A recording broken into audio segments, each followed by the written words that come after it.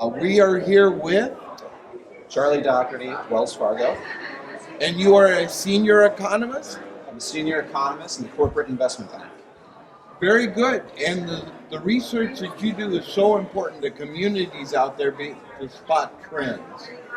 That's right. And one of the big trends we're looking at right now is inflation. Inflation has been a big problem in the U.S. economy for the past several years. It's still running hot, but it's having an impact not just at the national level, but in every local and, as you say, every community. It's being impacted by higher and rising prices. Very interesting. Narrowing it down to North San Diego County. What does that mean for people here? Well, it just means that prices have gone up significantly. So if you're renting an apartment, trying to buy a home, if you're taking a vacation and need to buy airfare, all of those prices have gone up. And the positive thing is that the pace at which those prices have gone up has slowed down, but it's still going up at a hot rate. And that is really pressuring budgets of different households throughout the community. So if you're a homeowner, you're in better shape than as a renter.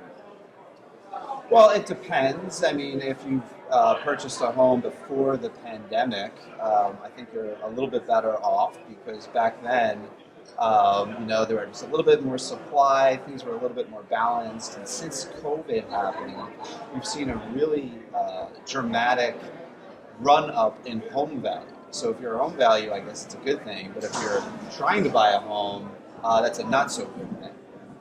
So it's a complicated story, but it's another example of how inflation is impacting everybody in the country, in particular people in San Diego. And once the rates finally drop, we're going to see a lot of refis. It's guaranteed, I'm sure.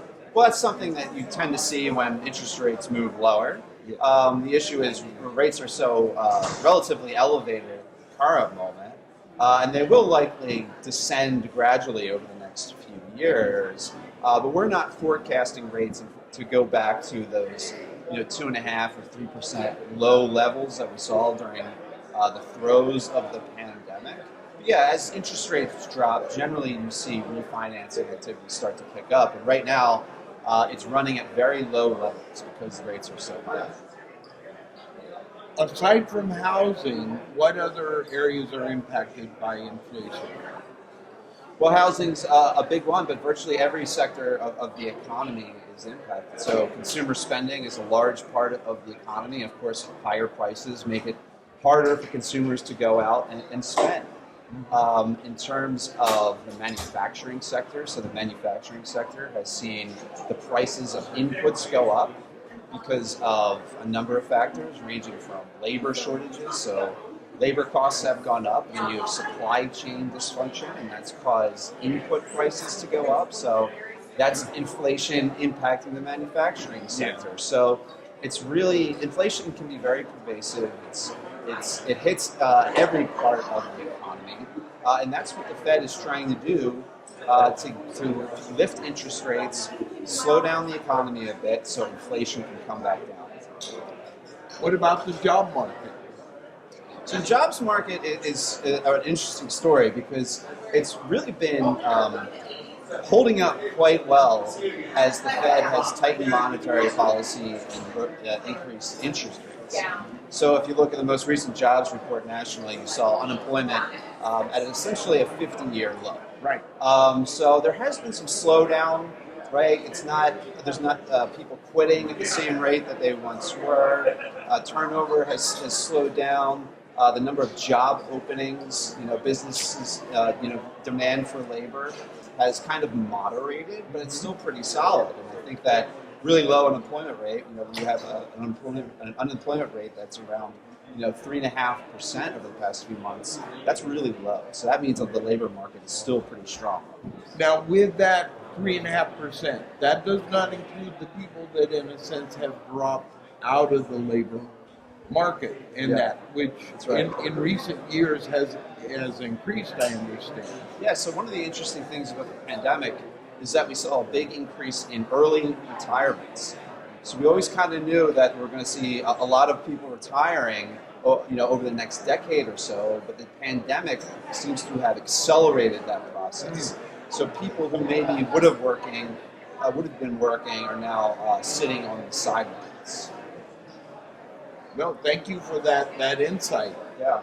Within the Latino market, what trends have you seen? Everybody's been impacted by inflation. One encouraging thing is that because of the really strong labor market, we've seen unemployment rates, broken down by race and by gender, come down to the lows that we saw before the pandemic. So that's, for Hispanics, that's good news. For African Americans, that's good news. For Asian households, that's really good news. So it's really been broad-based. And the trouble is going to be, can we keep unemployment rates as low as possible and conquer inflation, which is still a problem? And I know Latinos have the highest labor participation rate out there because they're younger on average and things along those lines. But aside from inflation, what sorts of economic trends have you seen within the Latino market? Yeah, so one big trend in the Latino market in particular is it's a fast-growing population, right? So if you look at overall national population growth, what you see is a pretty remarkable slowdown over the past decade.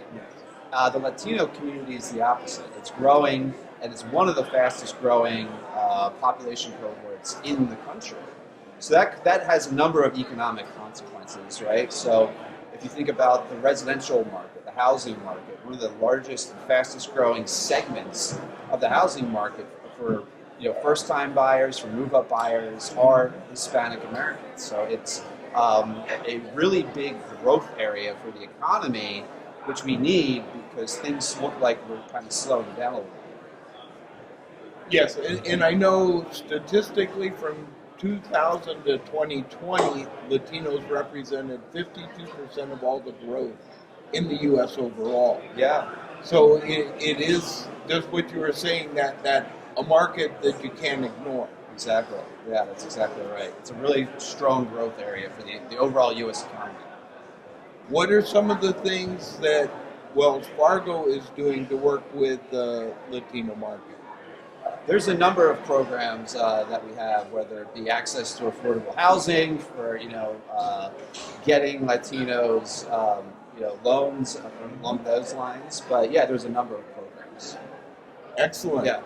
Well, we sincerely appreciate your insights and time. Oh, thank you so much.